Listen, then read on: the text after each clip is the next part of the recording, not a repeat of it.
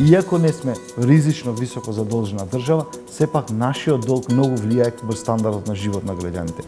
Кога едно општество континуирано се држи и гледа наназад, неизбежно нема иднина. Во моментот, гледајќи ги задолжувањето, односно враќањето на ДДВ-та кон компаниите, се гледа дека немаме некоја голема ликвидност.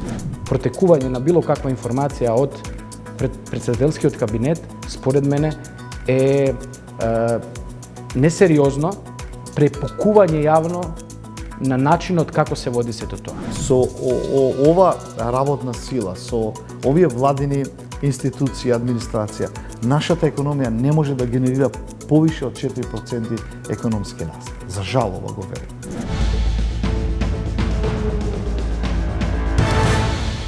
Политички тензии меѓу власта и опозицијата поради новото задолжување и нетранспарентноста.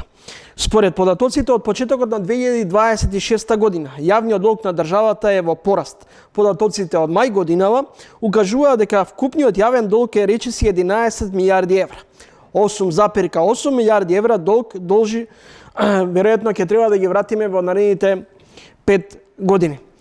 Должни како Грчка. Оваа фраза е своевидна метафора за држава која е немокна финансиски да ги менаџира долговите.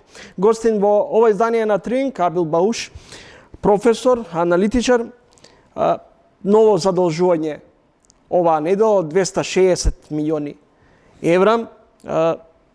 Сметате ли дека имаме капацитет да ги сервисираме на ваков начин долговите?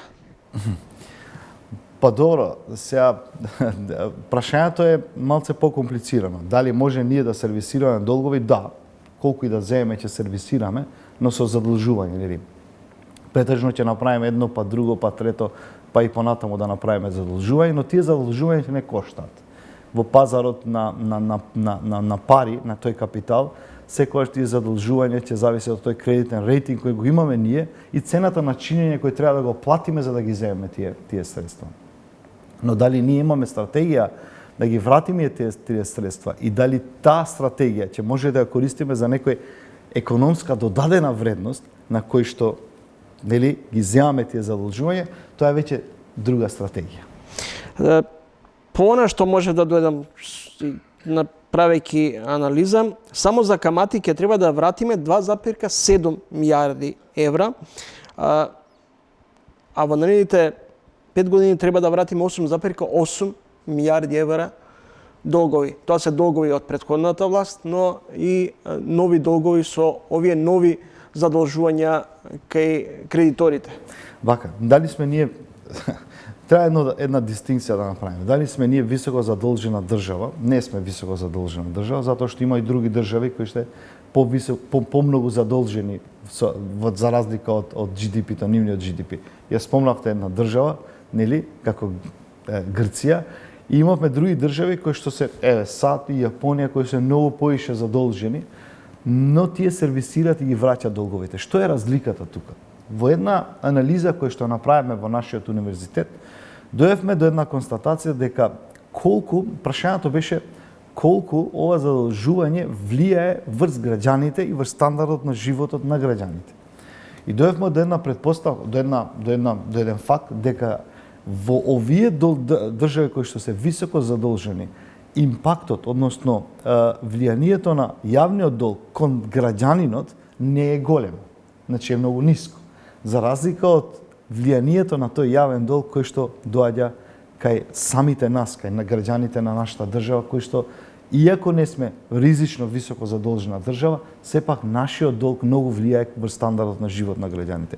Тука е таа политика на која што треба ние ајде да речеме, да почнеме да креираме одредени политики на кои што тој јавен долг, тој долг на кој што го зимаме, да креира во државата прво економска додадена вредност во самата економија, а понатаму самиот долг, самиот да се сервисира и да се враќа во етапи. Видете, тоа е исто како вие да се задолжите за купување на нешто, а понатаму да имате некој вид на враќање на тој долг, и така тоа биодело и со државата. Но ризикот кај нас е тоа што ние сервисираме прво стари долгови, ајде да речеме, би било нормално тоа, но другиот е што се задолжуваме за оперативни, односно за задолжување кои што се дневни, односно квартални во државата, нели за плаќање на пензии, за плаќање на плати во администрацијата и така натаму и така натаму. Бабош, фискалната стратегија 2027-2031 предвидува фокус да се стави на стабилни јавни финанси и економски раст, намалување на сивата економија, како и поголема наплата на средствата во државниот. Дали овој концепт, дали оваа владина стратегија и план е остварлив или? Ова е нешто што ние сме го слушали и кога бевме на времето и кога студиравме, нели, борба за таа сива економија и борба како ние можеме таа сива економија да ја претвориме во нормална реална економија. По некои статистики 38% од GDP-то ние 38% во државата ни е сива економија. Значи, таа економија на кој што ако ние ја ставаме во некои рамки, економски рамки, односно правни рамки во државата, би имало некој поголем импакт во државата. Но ова не ме загрижува, затоа што ние тој реформски курс на кој што треба да го направиме, за да почнеме таа сива економија, да ја ставиме, да ја легализираме, за да направиме нормална економија, ние тука ја не ја гледам во стратегијата дека тоа може да се случи. Видете, ние кога правиме стратегија, без разлика кој закон го носиме, било кој закон во државата, никако тој закон не го гледам или не го чувствувам дека се интегрира со останатите закони. Зошто го велам така? Например, имате вие закон за високо образование на кој што како да допира само во високото образование. А тој треба да биде интегрирана цел во цело општество, односно и во останатите закони за да имаме некоја реформска агенда. Истото и ова го правиме. Ние имавме дури прекрасна стратегија на враќање на јавниот долг. И што ни се случи? Ни се случија кризи, една по друга, по трета, по четврта и ние влегувавме во задолжување секоја година. Тука е нашиот голем проблем. Значи, ние правиме добри стратегии на хартија, но никако тие стратегии не ги извршуваме. И затоа за мене е сепак нешто што е видливо и гледано. Значи, таа стратегија мора да биде интегрирана во општеството. Сега, кога би направиле вие реформска агенда на таа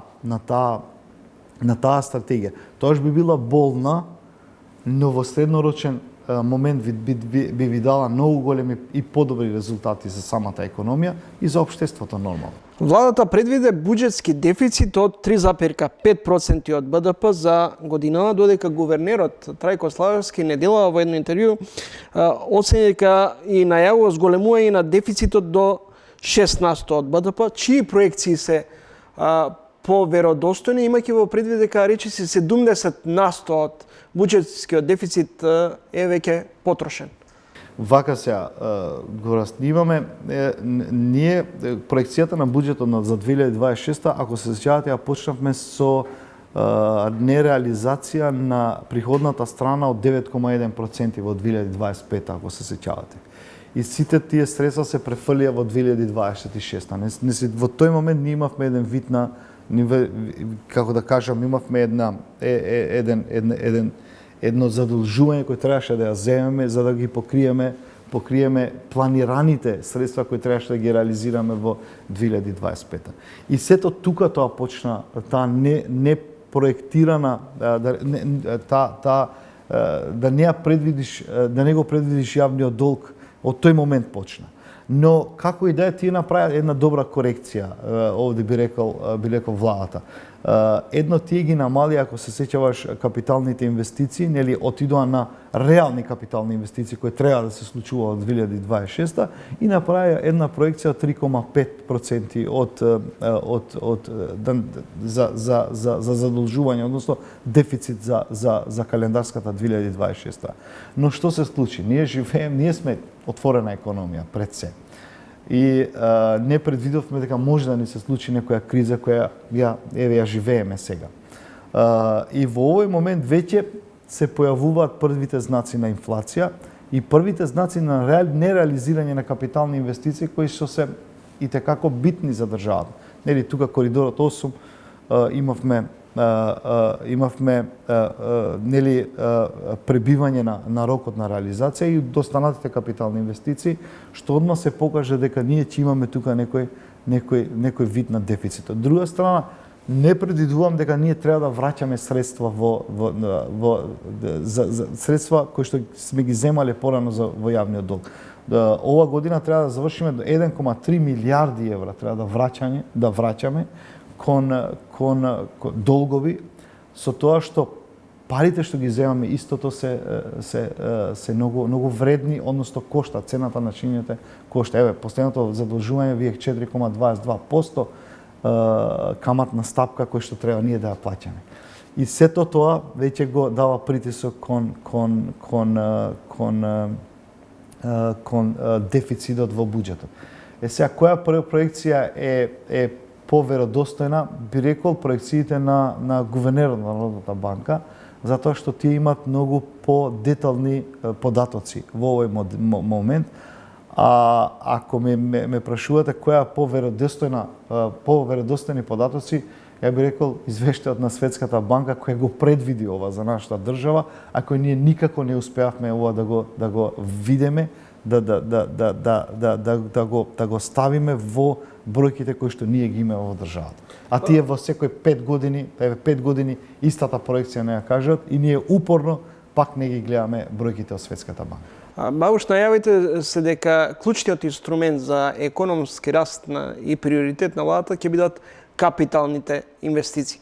Колку во вакви околности на глобална криза, на непредвидливост, може да се подпреме на капиталните инвестиции, ако се направи една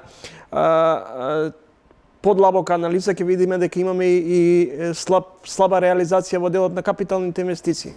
Вака се, нашиот раст, економски раст, да речеме, се подпира на јавната потрошувачка и на државната потрошувачка. Сега, за жал, јавната потрошувачка не е таа, со притисокот на таа инфлација, ние имаме некоја поголема јавна потрошувачка, но од друга страна, капиталните инвестиции, односно капиталните расходи, со децени ние немаме некоја поголема реализација на кој би имало некој поголем импакт. Ќе земам еден пример. Република Србија направи одредени реформи во реализација на капиталните инвестиции и тие отидоа над 80% на реализација на капитални инвестиции, затоа што го сменија законот за јавни набавки, а од друга страна направија реални проценки дека може да инвестираат во тие капитални инвестиции. И тие има некој вид економски раст. Истото го правеше и Албанија, но кај нас никако не успеавме ние да направиме некоја реформска агенда кои се капитални инвестиции. Видете, кој ќе зборуваме ние за капитални расходи, не секојаш ни оди на некоја перцепција дека треба автопатиштата да бидат капитални инвестиции, но никако не и во јавниот, односно стандардот на живот на граѓанинот дека е ваш капитална инвестиција.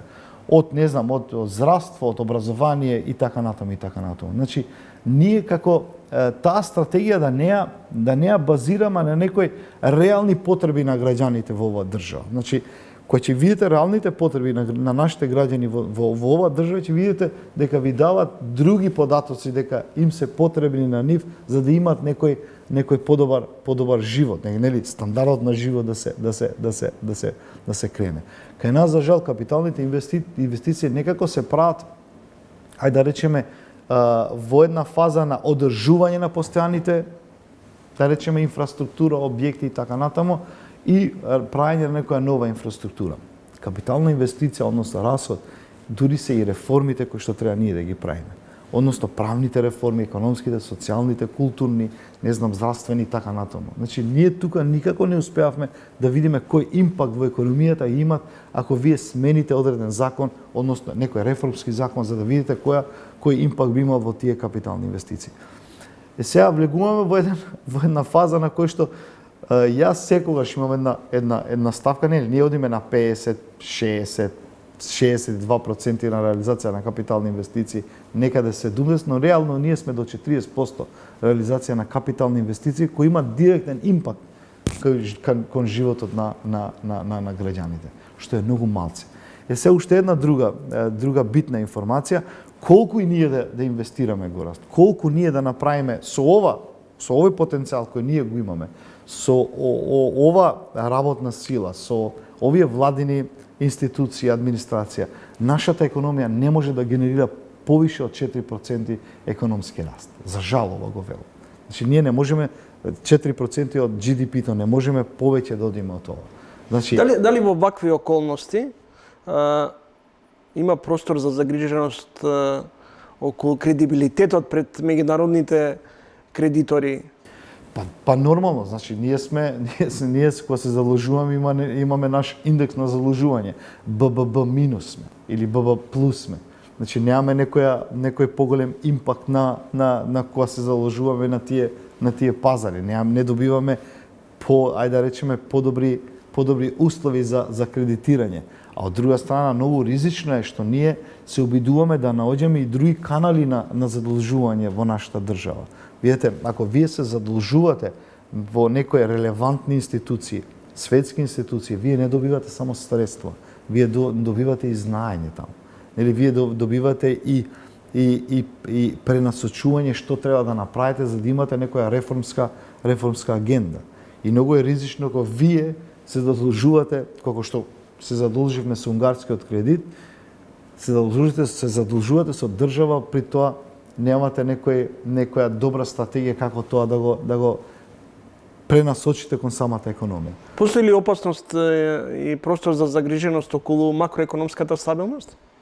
Па сега за сега не, но дека ќе имаме кризи и дека ќе имаме намалување на таа економска активност во државата, да, затоа што не сме само самите себе си виновни за тоа.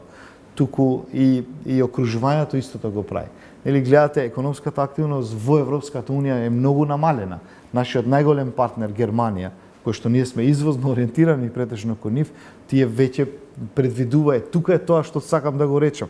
Тие го предвидува во нивниот буџет, односно во нивните проекции дека ќе имат намалување на таа економска активност. И ние никако не успеавме да го видиме тоа.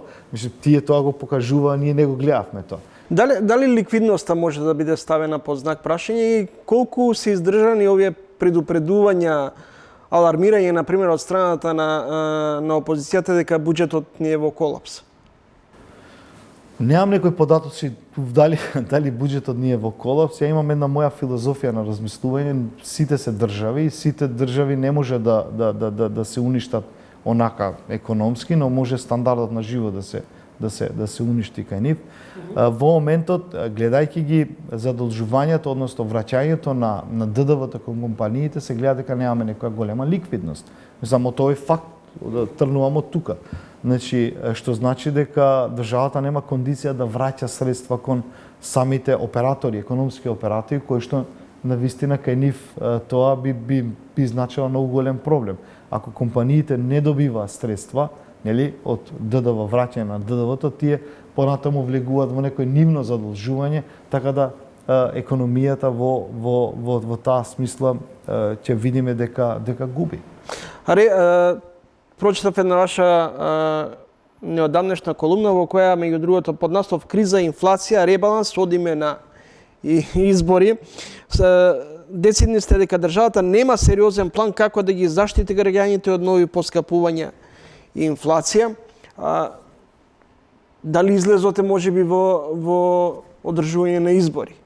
Вака се, кај нас секогаш има во првиот семестар го поминуваме, кога влегуваме во вториот семестар на годината, имам секогаш ребаланс на буџет, затоа што ние никако не успеавме да направиме, особено во капиталните инвестиции, да направиме реално, да ги процениме тие капитални. Значи лоши проекции правиме. Апсолутно, никогаш не направивме добри проекции за да понатаму да направиме ребаланс на буџет. Но тоа не значи само за капиталните инвестиции, за останатите трошоци кои ги правиме во државата. Значи ние правиме и трошоци на кои што некогаш се неекономски трошоци и некогаш тие влечат многу надолу, многу средства на кои што ние правиме ребаланси на буџетот. Го имате случајот и со пензинскиот фонд и со останатите фондови на кои што ние како држава инвестираме кај нив. Но како и да е, овој пат е друго. Значи ние се задолжуваме, пазете, од една фаза ја поминуваме 2025 година со нереализирана на страна на приходната страна од негде 9%, И сега влегуваме во фаза на кој што мора да направиме ребаланс на буџет и пазете, во услови кога ние имавме оптимална проценка на капитални инвестиции. Значи прв пат ние правевме нели навестувавме дека правиме оптимално предвидување на капитални инвестиции. И првото што се крати сега овој пат ќе се кратат капитални инвестиции. Зошто го кажав ова одиме на предвремени избори? Затоа што во немање на визија, на давање на одредени да речеме среднорочни и долгорочни да речеме насоки како да одиме понатаму, од искуство секогаш се одело на предвремени избори, нели? Гледајќи ја политичката ситуација во државата, меѓуетничките односи во државата, секогаш се одело негде, ајде одиме на избори да се мериме, па понатаму да видиме што би се случило. И ние секогаш губиме време за таа економска стабилност која можеше да ја направиме во државата. Затоа имав некое чувство дека можеме после ребалансот на буџетот, нели? А ќе видиме дали ќе има средства во Државната изборна комисија, тогаш ќе може да знаеме точно дали би имали избори или не. Мислам, тоа го направи во перцепција, а дека ние немаме апсолутно никакви мерки да ги заштитиме граѓаните, тоа се гледа, мислам. Ние секоја мерка и претходната влада и оваа, која ќе видиме дека така краткорочни дава резултати, ние се обидуваме таа мерка среднорочно да ја користиме, нели? Прво беше со ограничените маржи, потоа со ограничените цени, по сега беше со нафтените деривати и така натаму, но никако не успеавме среднорочно да ги видиме работите, а да не речам понатаму за долгорочни мерки. И затоа секоја криза, светска криза нас ќе ни се удри вака како што ни се случува на нас. Значи немаме никаков механизам да ова го амортизираме некако. Благодарам за издвоеното време.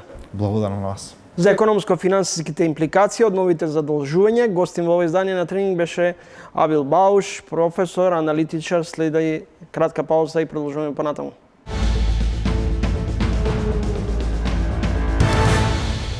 Ако се криминалци, што наводно ги штити обвинителот за организиран криминал, како е возможно во владата, во кабинетот на премиерот, да биде Асмир Јаховски, газдата на Пуцко Петрол, кога се бараат решенија за поевтини нафтени деривати? Никој не е веруемен додека не добие правосилна судска одлука.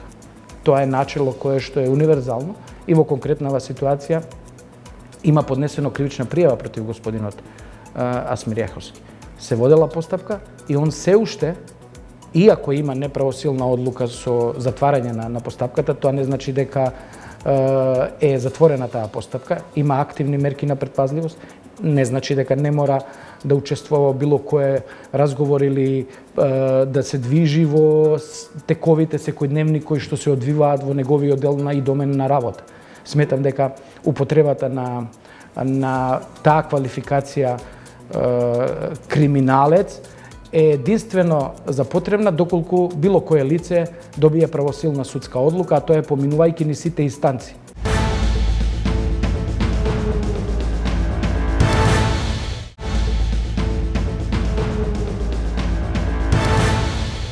Јавна конфронтација, правна, но и политичка, судир меѓу власта и опозицијата, но и обвинителството за организиран криминал. Заеднички именител е протекување на доверливи информации од претседателскиот кабинет. Истовремено и паралелно со обвинителството се повлече судското процесуирање за увозниците на случајот Мазут за ТЕЦ Неготино. Наредната недела може да се очекуваат првите информации од МВР за протекувањето на доверливи информации од кабинетот на претседателката Сејановска. Гостин во ова издание на Тренинг адвокатот Асмир Алиспагич. Добре дојдовте во емисијата. Добре ве најдов, благодарам на поканата. Алиспагич, колку и како МВР може толку долго време да ги држи информациите и да не им ги дава на обвинителството?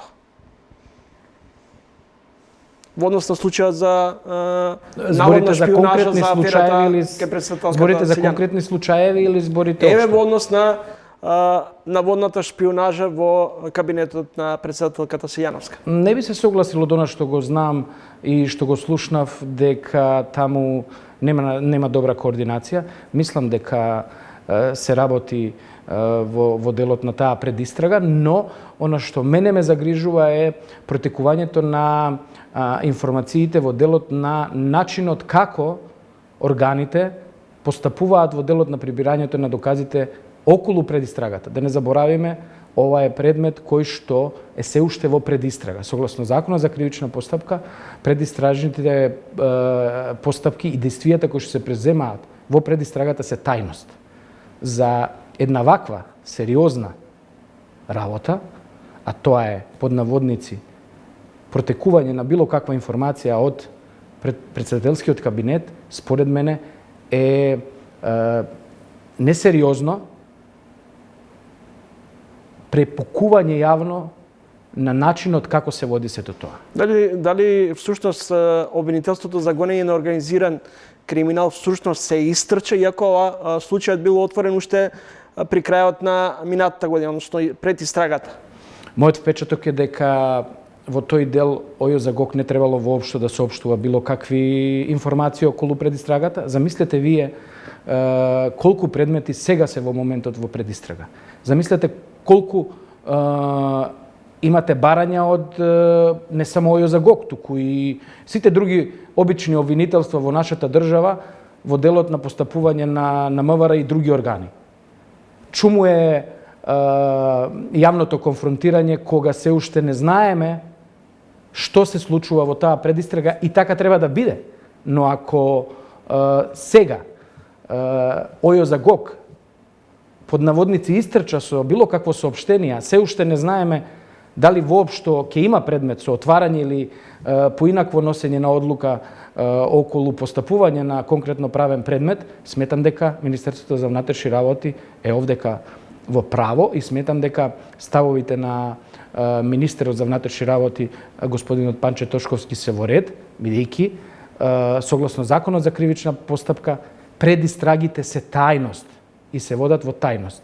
И недозволиво е едни такви конфронтации во медиумите кога се уште не се знае дали воопшто ќе се отвори наредба за спроведување на истрага или како ќе се движи понатамошниот тек на таа постапка. Но не ли ви изгледа помалку симптоматично што толку долго време обвинителството за гонење на организиран криминал бара информации од МВР, а МВР не ги дава? Не би можел да знам, ниту треба да знаеме што се случува и како се случува. Таа координација е исклучиво помеѓу ОЈО за ГОК и органите кои што постапуваат. Министерството за внатрешни работи, кабинетот на председателот на државата или други потребни органи со доставување на соодветни поднесоци одговори. Точно е регулирано како и на кој начин се бараат информациите и како на кој начин и кој временски период се враќаат информациите до обвинителството или обвинителот кој што постапува. Не се ни сомневам дека таму се собираат докази, но да оставиме еве да видиме што ќе произлезе од тој предмет кој што да потенцирам е се уште во предистрага според оние сознанија кои што протекува во јавност. Министерот Тошковски најави изненадување околу аферата Мазут по стопирањето на обвинителниот акт поради недостиг на докази. Можно ли е полицијата да крие докази една година од отворањето на постапката? Не би го претолкувал тоа така. Тој предмет започна со отварање на наредба за спроведување на истрага. Во тој предмет се постапуваше и се собира соодветни докази и действија како би можело јавното обвинителство за гонење на организиран криминал да донесе соодветна одлука. Јавноста е веќе запознаена каква одлука е донесена. Сметам дека во конкретниот предмет се собираа многобројни докази. Она што остана спорно е околу начинот како биле испитувани представниците на СМ, колку што успеав да слушнам, но секако тука оштетеното правно лице има право на жалба, па да видиме Висшето јавно обвинителство како ќе постапува во тој дел, но она што мене ми остави така впечаток е фактот што оваа акција беше бомбастично најавувана, со апсење на многобројни лица инволвирани според тогаш поднесената кривична пријава, па дури и определени и најстрогите мерки, притворски, па куќен притвор, па после определен временски период заменети со гаранција, што е секако законски и побарано и законско постапувано, но во еден дел каде што вие како јавно обвинителство за гонење на организиран криминал ќе се соочите со различно толкување и различно гледање на доказниот материјал, тогаш сметам дека тие мерки не само за овој предмет, за било кој друг предмет се престроги. Доколку јавното обвинителство за гонење на организиран криминал во една предистрага увидело дека има или нема потреба за најстрогите мерки, чуму се тогаш тие мерки да се поднесат и да се одржуваат до некој си период од 4 до 5 до 6 месеци. Ова не го говорам само за овој предмет, туку и за било каков друг предмет. Кога јавното обвинителство ќе постапува и ќе увиди дека нема потреба понатаму за најстрогата мерка, сметам дека е и за потребно да биде заменета со поблага мерка. Не секогаш мерките за обезбедување остануваат до крај. Дали се прави обид за девалвирање на улогата и влијанието, па и наредбите кои обвинителството ги дава во однос на случај, генерално зборувам, па и вклучувајќи за случајот со Мазут? Она што го знам и она што секојдневно учествувам во предметите е дека неспорно има соработка помеѓу јавното обвинителство за гонење на организиран криминал, ако ме прашувате, и со другите органи, и во рамките на истражителскиот центар и истражителите, но начинот како и брзината на доставување на одговорите, тоа секако е на органите кои што се постапуваат, но несомнено мој впечаток е дека работат на многу комплексни и многу предмети за кои што се побарува многоброен доказен материјал во кој што пред да се донесе одлука, навистина се разгледува претходно и учествуваат и сите тие докази кои што се обезбедени. Препознавате ли ривалитет помеѓу власта и обвинителството или обиди за обструкција на работата на обвинителите, па и судиите, онаму каде што, например, некаде не им одговара на власта, па се прават обиди за оспорување, за пролонгирање на некој случај? Знаете како, јас сум веќе 16 години адвокат. Во нашата држава секако било кој да е на власт се обидува да на некој начин и под наводници влијае во делот на постапувањето околу обвинителските одлуки и во делот на судските одлуки. Јас секогаш се залагам и сум се залагал, а верувам дека и власта, и опозицијата или било која партија се залага да судството и обвинителството биде независно во своето постапување. И сметам дека треба и обвинителството и судот да се остават да постапуваат согласно своите законски надлежности. А секако тука е и контролниот механизам, а тоа е изборот на обвинителите, изборот на судиите, изборот на новиот јавен обвинител, како и начинот на кој што се бираат и се покренуваат било какви постапки против нив. Али Спагич, што ќе се добија ако се отвори повторно досието Мазут, откако обвинителството добил изјави од компанијата ЕСМ дека нема штета? А сега ЕСМ вели ќе обжалат одлуката? Сега по вложената жалба треба да оставиме да видиме како ќе постапува Висшето јавно обвинителство, кое што е надлежно да постапува по таа жалба. Секако треба да се испитаат сите детали околу начинот како биле повикани тие оштетени лица на оштетеното правно лице, во кое својство и дали биле конкретно прашани на тие околности. Доколку веќе е тоа констатирано записнички, тогаш навистина Висшето јавно обвинителство има жежок костен околу начинот на кој што треба да постапува. Видите, е суштински околу постапувањето во еден конкретен предмет, а и во овој дел, каде што се тврди дека тендерот кој што бил во вредност од одредена сума е вметнат како целокупна штета во кривично-правните действија на самите обвинети осомничени лица. На обвинителството кое е смислило изговори, му велам, трпението е при крај. Порача деновиве председателот на владата.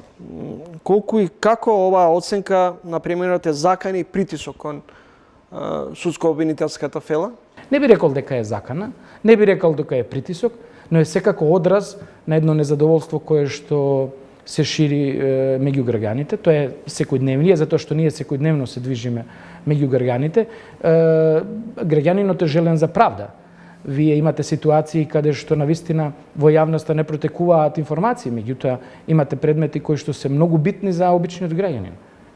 Почнувајќи од имотните права, социјалните права и сите тие права кои што ги засегаат најмногу граѓаните. Сметам дека ваквиот став на не само премиерот, туку било кој е легитимен, а со самото тоа што сака да укаже дека навистина треба да биде поефикасно решавањето на сите тие предмети за кои што се поднесуваат кривични пријави. Тоа се залага и одбраната, конкретно јас. И добро да ве прашам за вас, нормално ли е во една демократска држава во која се залагаме за независно судство, премиерот да рече дека е многу разочаран од одлуката на обвинителството во однос на случајот Мазут и една од причините да му крене телефон на државниот јавен обвинител? Не заборавајте дека сегашниот јавен обвинител беше предлог на законодавната власт. Тоа е предлог на владата. Тука не гледам ништо спорно да имаат контакти телефонски и да разговараат за функционирањето, да речеме, на секојдневните тековни работи. Но секако е загрижувачки доколку е разговарано во конкретен предмет за конкретни действија кои што биле носени од одредени обвинители. Колку што успеав да разберам, јавниот обвинител имаше став дека не бил рефериран тој предмет во републичкото јавно обвинителство, но бил информиран дека ќе биде донесена таква одлука. Државниот јавен обвинител Саевски рече дека не бил запознаен со одлуката на обвинителството во случајот Мазут. Зарем тоа не е загрижувачка информација? Знаете како? Републичкиот јавен обвинител не може да биде запознаен за секој предмет во кој што се постапува од одреден обвинител. Не можете вие да очекувате од сегашниот јавен обвинител, па било кој да е друг јавен обвинител кој што постапувал, да биде за секој предмет запознаете. Знаете ли колку обем имаат на работа секој јавен обвинител во хиерархијата како што е уредено јавното обвинителство? Основно, вишо, републичко, ОЈА-ГОК. Вие имате секојдневни пријави кои што стигаат од секој граѓанин. Имате секојдневни пријави кои што стигаат од МВР. Имате секојдневни пријави кои што стигаат од Царинската управа. Еден куп други органи кои што поднесуваат кривични пријави. Замислете, републичкиот јавен обвинител да се интересира за секој предмет и во делот на постапувањето на секој јавен обвинител. Сметам дека тоа не е надлежност на републичкиот јавен обвинител и тоа не е така, но е секако за потребно доколку одреден јавен обвинител побара да се реферира и да се изнесе став околу некои различни мислења и за потребно да се донесе заеднички став, тогаш секако републичкиот јавен обвинител и како ги повикува надлежните јавни обвинители кои што постапуваат во соодветна постапка да се изнесат заеднички ставови како став на највисокото републичко јавно обвинителство. Ако се криминалци, што наводно ги штити обвинителот за организиран криминал, како е возможно во владата, во кабинетот на премиерот, да биде Асмир Јаховски, газдата на Пуцко Петрол, кога се бараат решенија за поевтини нафтени деривати? Никој не е вируемен додека не добие правосилна судска одлука. Тоа е начело кое што е универзално и во конкретнава ситуација има поднесено кривична пријава против господинот Асмир Јаховски. Се водела постапка и он се уште, иако има неправосилна одлука со затварање на постапката, тоа не значи дека е затворена таа постапка, има активни мерки на предпазливост, не значи дека не мора да учествува било кое разговор или да се движи во тековите секојдневни кои што се одвиваат во неговиот дел и домен на работа. Сметам дека употребата на таа квалификација криминалец е единствено за потребна доколку било кое лице добие правосилна судска одлука, а тоа е поминувајќи ни сите инстанци. Прв суд, втор суд и Врховниот суд, во кој што јасно ќе се детерминира улогата на било кое лице, па да може било кој да употреби квалификација дека тоа лице е осудено правосилно со таа и таа пресуда. Јас како по вокација бранител и во фелата избегавам да го употребувам тој збор, затоа што во ниту еден момент не сакам лицето заради човечкото достоинство да свати дека навистина иако е обвинет, дека треба да му се даде таков епитет. Со какви нови докази би можело да се возобнови случајот со Мазот? Мој впечаток е дека тука јавноста е погрешно сватена или погрешно пренесено став. Сметам дека сите тие докази кои што биле доставени, може би се за потребно повторно да се преоценат од Висшето јавно обвинителство во една законита постапка. Ако се мисли на докази кои што во меѓувреме произлегле за носењето на таква одлука, тогаш е сватливо да се разбере дека станува збор за нови докази. Но ако се тие докази кои што се обезбедувани во една истрага, која што траела подолг временски период, во координација со сите истражители, сметам дека треба да оставиме да видиме каков став ќе заземе Висшето јавно обвинителство, бидејќи тоа е филтер во делот на носењето на одлуките од основните јавни обвинители. Какви правни алатки му се на располагање на државниот јавен обвинител во овој случај? Може ли тој да го преземе случајот? Во конкретнава ситуација не, затоа што јасна е надлежноста како се постапува со донесување на една наредба за запирање на една јавно-обвинителска постапка, исклучиво по поднесување на жалба од страна на оштетеното лице, во конкретнава ситуација оштетеното правно лице, тој предмет во рокот 8 дена се физички се префрла по поднесената жалба во Висшето јавно обвинителство. Висшето јавно обвинителство секако има одреден временски период да ја разгледа жалбата, да ги разгледа сите докази и доколку цени да донесе соодветна одлука. Тука нема многу можност Висшето јавно обвинителство да тактизира. Тука постои можност или да се уважи жалбата на оштетеното правно лице и предметот да се врати на повторно одлучување пред ОЈО-ГОК или евентуално да се потврди одлуката која што е донесена и тука да запре постапувањето во тој дел на надлежност. Но секако оштетеното правно лице има право да иницира после таквата одлука до Републичкиот јавен обвинител повторно со барање да се разгледа во целост целата таа постапка, каде што Републичкиот јавен обвинител може да го побара целиот предмет и повторно да го разгледа и нормално, не во делот на постапувањето околу начинот како е водена постапката, но евентуално околу некои други, да речеме, докази кои што биле или не биле изведени, да иницира понатамошен дел околу евентуална иницијатива за водење на некоја друга постапка. Благодарам. Ви благодарам.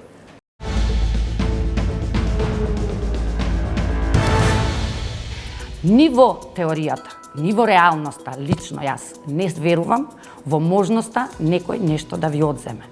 Она што е важно за еден македонец денес е дека има своја држава, дека има свој јазик и дека знае кој е. Ако знае кој е, идентитетот не се тоа опипливи категории. Идентитетот влежи во вредности, во верувања и во значи тоа се едни апстрактни категории. Во теоријата се вели дека идентитетот, културата не е оние културни артефакти кои што ќе ви речат припаѓале во овој век или во оној век, имале вакво или онакво влијание. Културата се носи во вредностите, односно културата лежи во луѓето.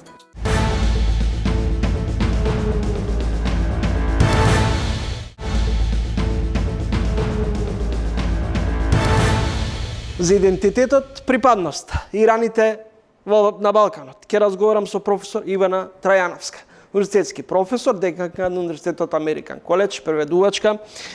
Повод за незиното гостување е неодамнешната нова незина книга, роман Јета. Ова е трет незин роман од изминативе неколку години. Претходно романите Разгледници од 2008 и Деса од 2021 година. Добре дојдовте во емисијата. Деканка сте на Универзитетот Американ Коледж, пишувате романи. Како ги менаџирате овие или ги успевате да се најдете и меѓу младите, но и да издвоите време да пишете по некоја реченица? Ви благодарам најнапред за поканата, многу ми е драго, чест ми е да сум во емисијата. Да, јас сум декан на Факултетот за странски јазици на Универзитетот Американ Коледж Скопје.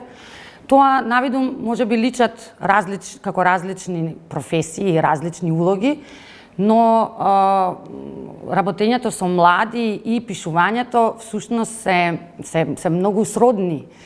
Јас предавам книжевност, предавам англиска книжевност, потоа интеркултурна комуникација. Значи тоа се работи кои што се дел од мојот професионален живот. Меѓутоа пишувањето е нешто со кое што се занимавам од секогаш, од кога знам за себе. Каква е може да направите компарација помеѓу македонската и англиската книжевност? Па тоа би било многу тешко, иако јас во моите романи, дали може би и поради тоа што сум од секогаш сум била заинтересирана за светската книжевност, па некако животот ме однел во англиската книжевност, јас и во моите романи правам некои интертекстуални паралели и црпам инспирации, тоа е дел од мене, јас многу верувам во искуството. Така што во моите романи јас не можам да се одделам од сопственото искуство, така што дел од англиската книжевност може да се почувствува и во моите романи. Како се роди романот Јета и ликот во него? Инаку Јета е тајното партизанско име на ликот Кадрие, албанка со муслиманско потекло. Ликот на Јета и самиот роман е нешто што почнав да го пишувам во 2022 година за време на писателска резиденција во Тирана. И со предходниот мој роман Деса и со овој Јета, јас се обидувам да придонесам кон македонската книжевност, односно кон книжевноста воопшто, со два женски лика, роман име, кои сметам дека се неопходни или недостигаат во македонската книжевност. Сметам дека на македонската книжевност и недостига жена албанка, која што учествувала во формирањето на оваа држава, и со тоа сакав да направам и еден таков гест. И секако причината е многу слојна. Инспирацијата па и во моите претходни романи се вистински ликови, така што инспирацијата за Јета е бабата на мојот сопруг, која што таа Керима Муча, партизанка, првоборец во Народно-ослободителната војна. Меѓутоа, романот е фикција, меѓутоа јас поаѓам од еден лик кој навистина сум го запознала, од една жена која што оставила огромен впечаток во мојот живот. Таа е одамна почината и од таа појдовна точка изградив една сосема нова приказна. Во романот се навраќате и ставате акцент на општествените и политички промени на Балканот во текот на 20-тиот век, од партизанската борба до социјалистичката обнова, па и до распадот и создавањето на независна Република Македонија. Денеска и во минатото може да направите на компарација во делот соживот и мултикултурализам. Во романот вистина е опфатен еден голем период, иако фокалната точка во романот е практично еден момент кога една жена, всушност Јета во романот е мртва. Јета на албански значи живот. Таа во романот ликот представува столб на семејството.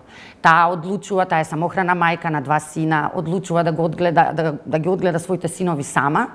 И во романот го следиме животот на цело едно семејство, на сите нејзини внуци, правнуци. Буквално во 100 страници се обидувам да прикажам една панорама на еден дел кој што за кој многу ретко зборуваме.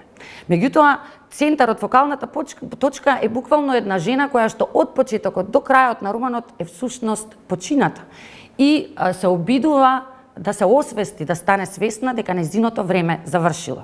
Така што јета во романот е една метафора за социјализмот, за социјал-комунизмот, како сакаме може да го нарекуваме, за Југославија, за нашето општество кое што континуирано се навраќа кон минатото и дури да ги земеме неминовно и неприкосновено сите придобивки, особено за Република Македонија од нашето југословенско минато, кога едно општество континуирано се држи и гледа наназад, неизбежно нема иднина.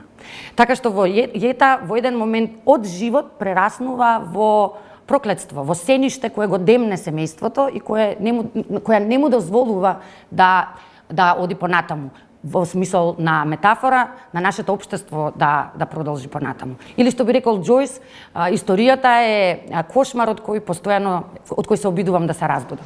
Како би го дефинирале мултикултурализмот надвор од формалните политики?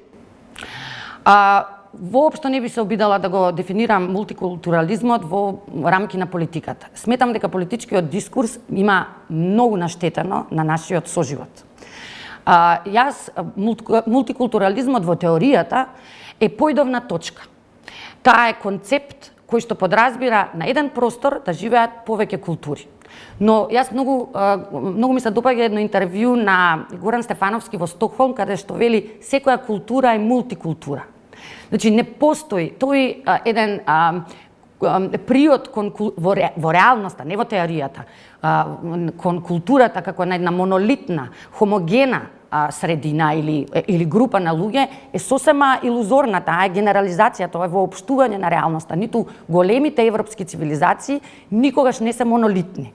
Така што во нашето општество мултикултурализмот е, да речеме, таа појдовна точка реалност во која што ние сме овде на овој простор, повеќе луѓе од повеќе култури, дали сакате етнички, дали сакате верски, живеат заедно. Меѓутоа, дали има соживот е едно друго прашање. Затоа јас во романот зборувам повеќе и за интеркултурализмот, а тоа е колку тие мали меурчиња од различни, култури, заедници, комуницираат меѓу себе, имаат соживот, имаат пријателства,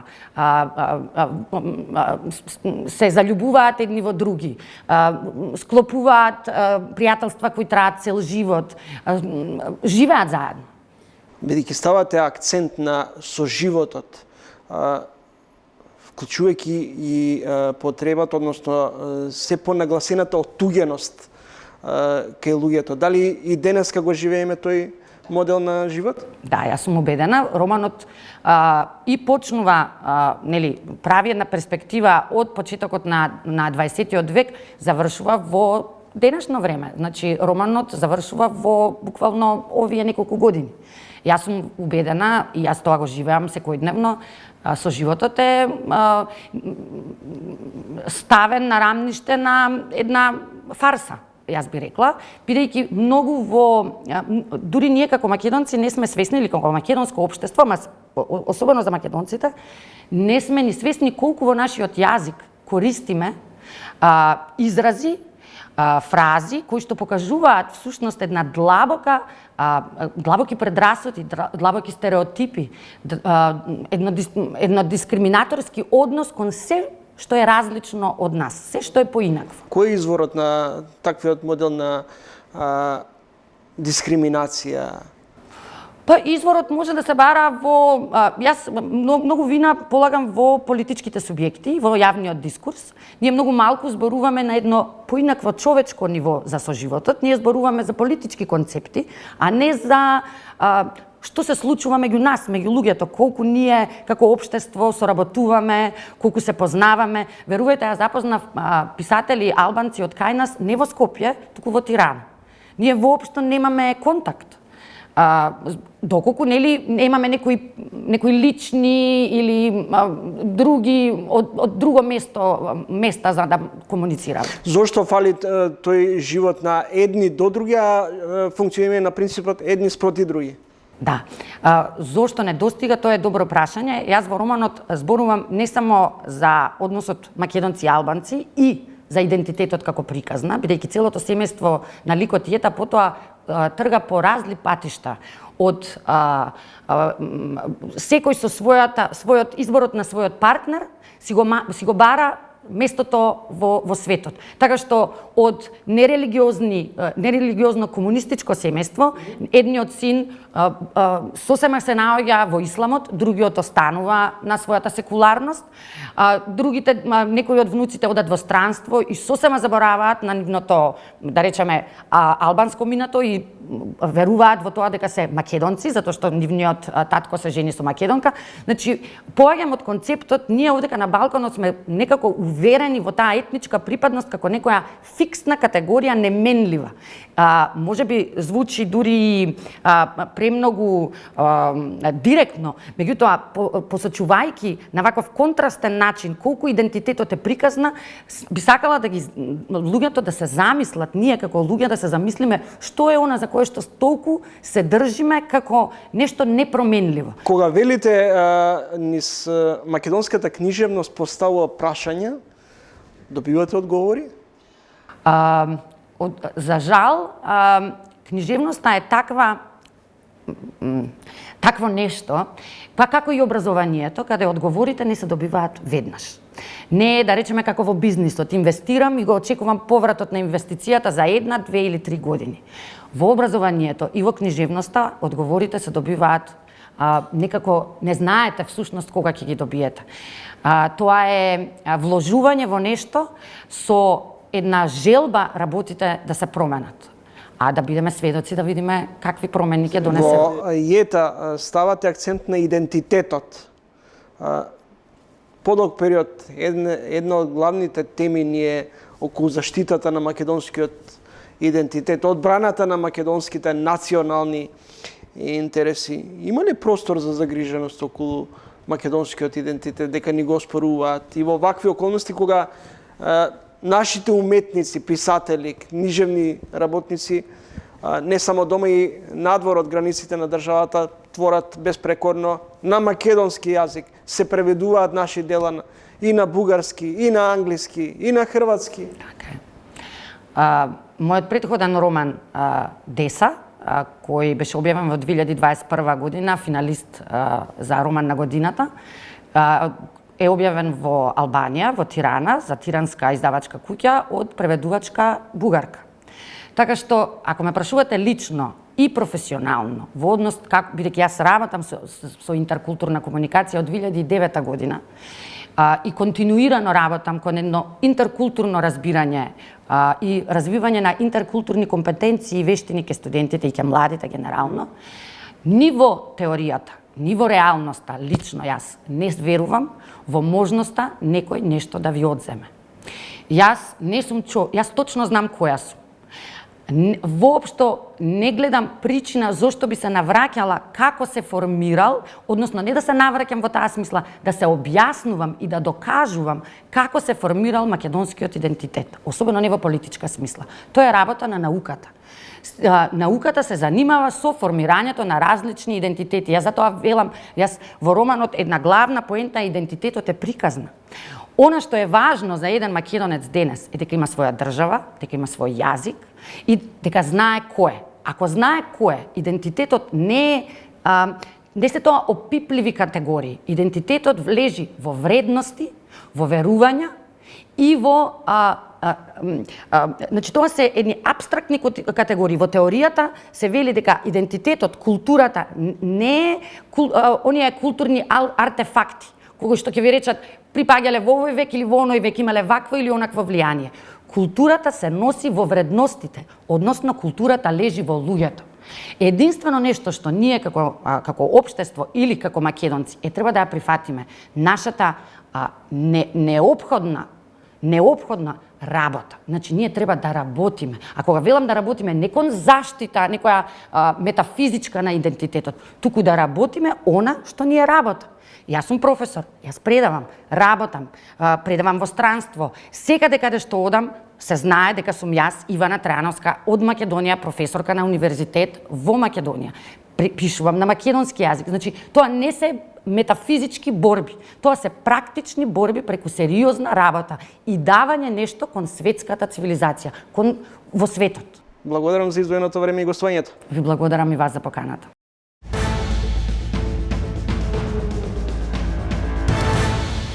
Летните горештини почнаа, пред нас е уште еден продолжен викенд, а вие гледате уште едно издание на ТВ магазинот Трилинг. Довидување до едниот петок во исто време.